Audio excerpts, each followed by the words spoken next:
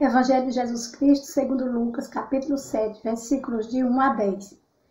Quando terminou de falar estas palavras ao povo que o escutava, Jesus entrou em Cafarnaum. Havia um centurião que tinha um servo a quem estimava muito. Estava doente à beira da morte. Tendo ouvido falar de Jesus, o centurião mandou alguns anciãos dos judeus pedir-lhe que viesse curar o seu servo. Quando eles chegaram a Jesus, recomendaram com insistência: ele merece este favor, porque ama o nosso povo. Ele até construiu uma sinagoga para nós.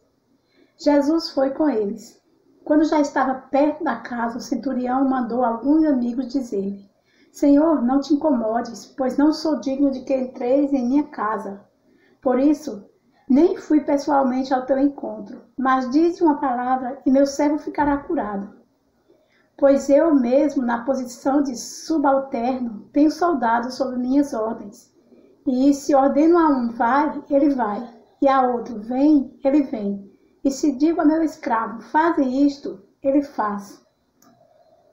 Ao ouvir isso, Jesus ficou admirado. Voltou-se para a multidão que o seguia e disse: Eu vos digo que nem mesmo em Israel encontrei uma fé tão grande. Aqueles que tinham sido enviados voltaram para a casa do centurião e encontraram o servo em perfeita saúde. Palavra da salvação. Hoje somos confrontados com uma questão interessante. Porque o centurião do Evangelho não foi pessoalmente ter com Jesus, mas preferiu mandar mensageiros com pedido de cura para seu servo? O centurião nos responde essa pergunta na passagem do Evangelho. Nem fui pessoalmente ao teu encontro, mas dize uma palavra e meu servo ficará curado.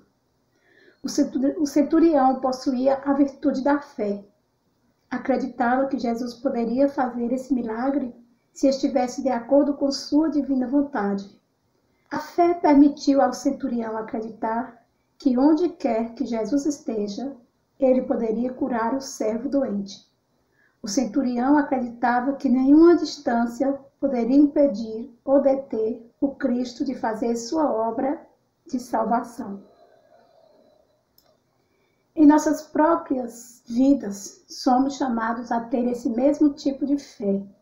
Há momentos em que somos tentados a pensar que Jesus está distante e não ouve nossas orações. Entretanto, a fé ilumina nossas mentes e corações, para que acreditemos que Jesus está sempre ao nosso lado para nos ajudar. Em verdade, a presença curativa de Jesus na Eucaristia é um lembrete de que Jesus está sempre conosco. Santo Agostinho, com os olhos da fé, acreditava nessa realidade. O que vemos é o pão e o cálice, isso é, o que nossos olhos nos mostram.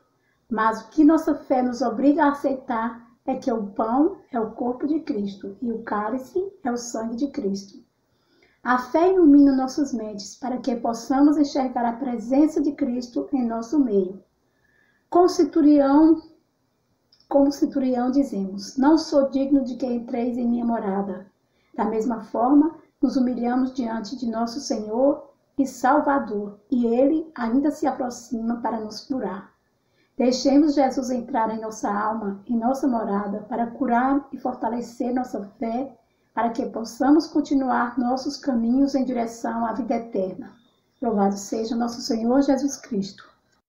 Menestrel a moda antiga, com os meus versos e cantigas, eu louvo o teu amor, faz em mim a sentinela vigilante, gritando aos ventos ofegantes,